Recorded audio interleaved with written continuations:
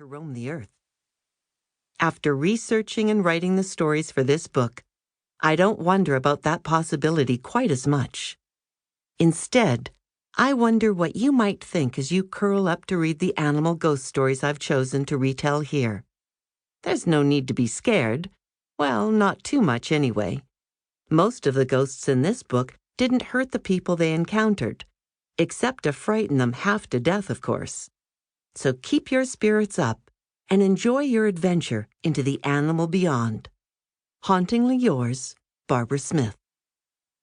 Tank Terror. When 11-year-old Michael Tandy heard that his entire family was moving to England from Ireland, he was not impressed. His father had taken a teaching job at a private school near London, and Mike was going to have to leave the town where he had lived all his life. When he heard what his father had to say, he was even less impressed. "It'll be great, Mike," his father said. "I'll be home every day for lunch because we'll be living in a big old house right on the school grounds." Yeah, right, Michael thought with a heavy heart. If anything could possibly be lamer than being a teacher's son, it had to be living in a schoolyard. Even though he didn't say anything, at that very moment Mike had a sudden sinking feeling. Little did he know how deadly accurate that sensation would turn out to be. On the day the moving truck arrived, it was pouring rain. It figures, Mike grumbled to himself. But by the end of the day, even Mike had to admit that everything had gone quite well. The worst part had definitely been getting his tiny tropical fish ready for the trip. He had dozens and dozens of them, and their water-filled home was a huge rectangular aquarium. When the tank was filled with water and fish, it weighed twice as much as Mr. Tandy.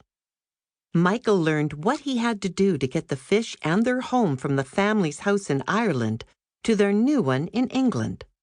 Shipping tropical fish is complicated because they are very delicate creatures, and any sudden change in their water could kill them all. It was a lot of work, and there was not much time to do it, so Michael's mother helped get the fish ready for their journey. They filled a smaller container full of water from the large aquarium. Then, one at a time, Mike caught the fish in a special net and carefully transferred them into the container. Once all the fish had been moved, the boy and his mother drained the rest of the water and cleaned the tank thoroughly. The movers could now easily handle the empty glass tank, and the fish in their smaller temporary home could make the trip to England with Mike and his family. Needless to say, Mike was very relieved when his delicate fish arrived safely at his new home.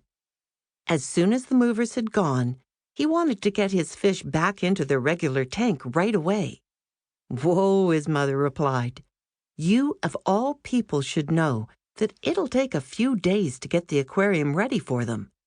We have to fill it and then let the water settle for a couple of days." By lunchtime the next day, Michael had unpacked for himself, and it helped his parents unpack. He could then fill the fish tank and set up the special air pump and water heater that prepared the water for his varieties of fish. The following weekend, when he was sure that everything worked properly, Michael placed the smaller temporary fish tank into the larger one. Then he stood back and watched as the colorful little fish swam back into their original home sweet home, which rested on a specially built table in the living room near the fireplace. As soon as he saw that they were settled in all right, Michael felt a lot better. Perhaps he too would settle in equally well, and maybe he'd lose his crazy thought that something bad was going to happen. One evening a few weeks later, Michael was babysitting his 4-year-old sister, Mary Beth, when his parents were both out. Mary Beth was already in bed, and he was sitting in the big easy chair reading by the fireplace. All was quiet. For the time being, the book had his attention. Slowly, Mike began to feel just a little bit uncomfortable, like he was no longer alone in the room.